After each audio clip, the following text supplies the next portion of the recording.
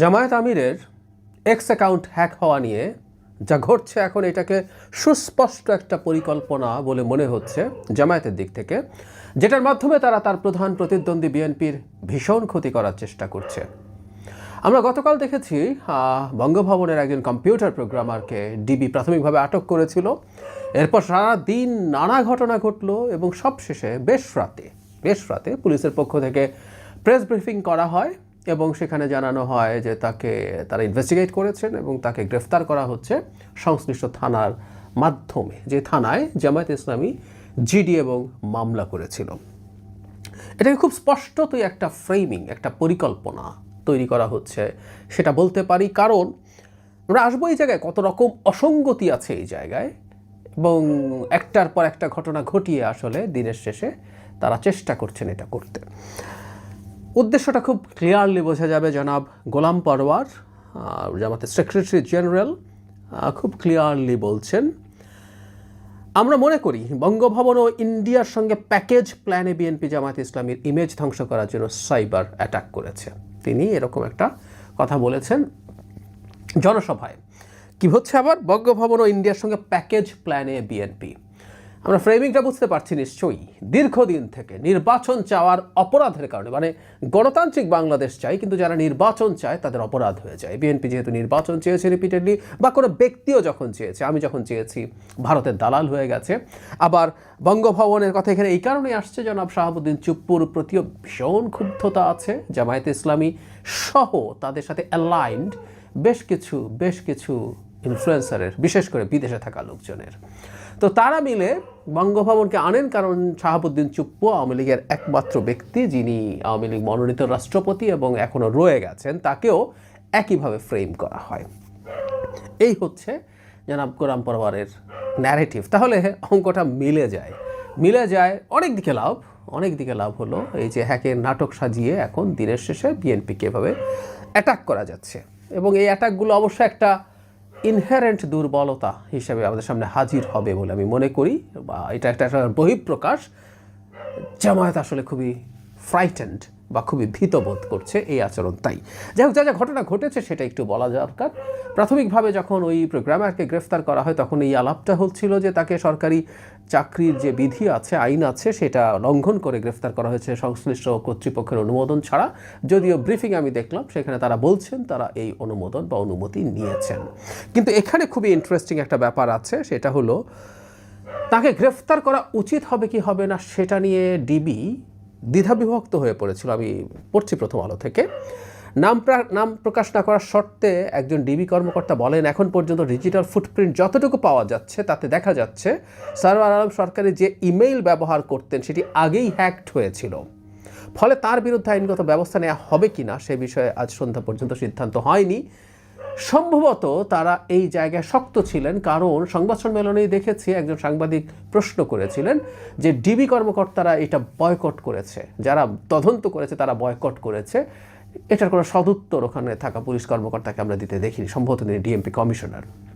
যাই হোক, তো সেটা যখন হয়নি তাতে আমরা বুঝতে পারি, ডিবি নিজে বুঝতে পারছে যে ওটাই হ্যাকড হয়েছিল। আরেকটা খুব সাধারণ কাণ্ডজ্ঞানের কথা, মানে একটা মানুষ মানে জামায়াতের আমিরকে তার এক্স অ্যাকাউন্ট তো হ্যাক হয়নি, মানে এটাও আবার 14 রকম কথাবার্তা আমরা শুনেছি। মানে এতে বিশাল এক্সপার্ট আইটি টিম আমাদেরকে প্রথম জানিয়েছিল যে এক্স অ্যাকাউন্ট হ্যাক হয়েছে বলে, এটা সেটা দেখালো। পরে আবার ব্রিফিং করা হচ্ছে তার নাকি ডিভাইস হ্যাক হয়েছে, সেখান থেকে এক্স অ্যাকাউন্ট কন্ট্রোল করা হয়েছে। বাদ দেই, মানে এই অসংলগ্নতাগুলোই অনেক কিছু ক্লিয়ারলি আমাদের সামনে প্রমাণ করে দেয়।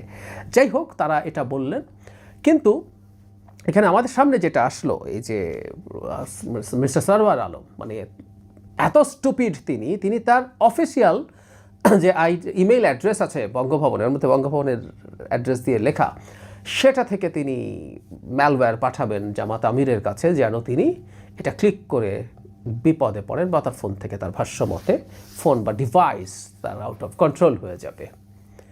মানে এত স্টুপিড লোকজন, এবং বিএনপি ইন্ডিয়া চক্রান্ত করছে এবং তাদের মাথায়ও কোনো ঘিলু নাই। এমন একজনকে নিলেন যিনি তার বঙ্গভবনের ইমেল দিয়ে বলছে বিএনপি এবং ভারত, মানে ইন্ডিয়ার বিরুদ্ধে অনেক সমালোচনা করা যায়, কিন্তু ভারতের গোয়েন্দারা এত বেশি কাঁচা আমার অন্তত মনে হয় না, আমি ঠিক জানি না তারা সেটা মনে করছেন। তো সেটাও তারা মনে করছেন। আর এখন যদি এটা হয়ে থাকে যে তার এটা হ্যাকড হয়েছিল আগেই, তাহলে কি প্রশ্ন আসে ওখান থেকে কি পাঠানো হয়েছে এবং সেইটাকে কেউ হ্যাক করে সেটার মাধ্যমে পাঠিয়েছে?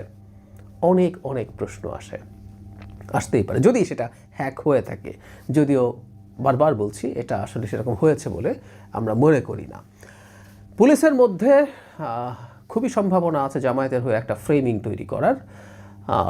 5 আগস্টের পরে যে পরিস্থিতি ছিল, ধীরে ধীরে ধাপে ধাপে বর্তমান যিনি আইজিপি আছেন এবং পুলিশের একজন বিশেষ সহকারী যিনি পদত্যাগ করেছিলেন, তারা জামাতের মতো করে পুলিশ সাজিয়েছেন। এই অভিযোগ আছে পুলিশের গুরুত্বপূর্ণ এবং শীর্ষ পদগুলোতে মূলত জামায়াতিরা পদায়িত হয়েছেন। তার একটা বহিঃপ্রকাশ সম্ভবত আমরা এখন দেখতে পাচ্ছি, যেখানে এই ধরনের একটা নাটকের অংশ পুলিশ বাহিনী হচ্ছে।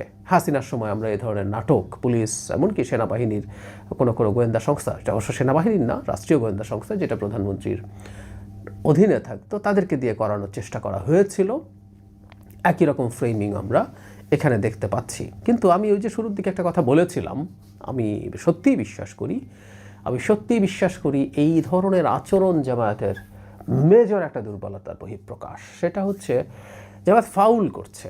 মানে খেলার মাঠে যখন কোনো দল খুবই দুর্বল পারফর্ম করে তখন সে অপরপক্ষকে ফাউল করার চেষ্টা করে। কোনো খেলোয়াড় যখন অনেক বেশি ভালো হয় তাকে ফাউল করার চেষ্টা করে। ম্যারাডোনা, মেসি, তাদের মতো প্লেয়ারকে প্রচুর ফাউল, রোনালদোকেই আমরা দেখেছি খেলার সময় প্রচুর ফাউল করার চেষ্টা করা হয়েছে, কারণ তার সাথে ঠেলে পারা যায় না। জামায়াত এখন যেটা করার চেষ্টা করছে, মানে গায়ের জোরে বিএনপির গায়ে ভারতের তকমা বা ট্যাগ লাগিয়ে দেওয়ার চেষ্টা। মানে বর্তমান বাংলাদেশে এটা ফ্যাক্ট যে ভারতপন্থী কেউ ভারতের সাথে আঁতাত আছে, সেটা তার রাজনৈতিক ভবিষ্যতের জন্য খুবই ক্ষতিকর হওয়ার সম্ভাবনা আছে। বাংলাদেশে বর্তমানে কোনোটাই প্রো ভারত দল আছে বলে আমি কোনোভাবেই মনে করি না। বরং বিএনপি দীর্ঘদিন, মানে এই আলাপ আমাদের রাজনৈতিক মহলে ছিল যে বিএনপিকে পছন্দ করে না বলেই ভারত রাদার বাংলাদেশে নির্বাচনটা হতে দেয় নাই। কিন্তু তারা যখন এই আলাপটা করেছে, এটা আমাদের কাছে খুব হাস্যকর লাগে যে বিএনপি ভারতের সাথে আঘাত করছে। প্রেসক্রিপশন মিলবে যে আমাদের গোলাম পরওয়ার যা বলছেন, ওই খুবই ইনফ্লুয়েন্সাররাও একই আলাপ দেশের বাইরে বসে দিচ্ছেন ও ভারতের সাথে চলে গেছে। এর সাথে মাঝে মাঝে সেনাবাহিনী বা সেনাপ্রধানকেও যুক্ত করে তারা একই রকম কথা বলার চেষ্টা করেন। একই প্যাটার্ন, একই জিনিস, একই ধরন, একই রকম। আসবো জামায়াতের লোকজনের বা জামায়াতের আসলে ভারতের সাথে কি তারা খুবই টাফ, ভারতে বহু কিছু ঘটিয়ে দেবেন তারা বলছেন, সেটা নিয়ে বিস্তারিত কথা বলবো। তো যেটা বলছিলাম, এই যে অন্যায়ভাবে গায়ের জোরে যা করার চেষ্টা করছে এটাকে খেলার ফাউলের মতো মনে হয়। এই ফাউল তখন কোনো দল করে যখন সে খুবই দুর্বল বোধ করে নিজেকে, সে খুবই স্ট্রেসড থাকে যে সে বাজেভাবে পরাজিত হবে, তখনই এটা হয়। আমি মনে করি যে আমাদের এই আচরণগুলো সেটার একটা ক্লিয়ার ইন্ডিকেশন।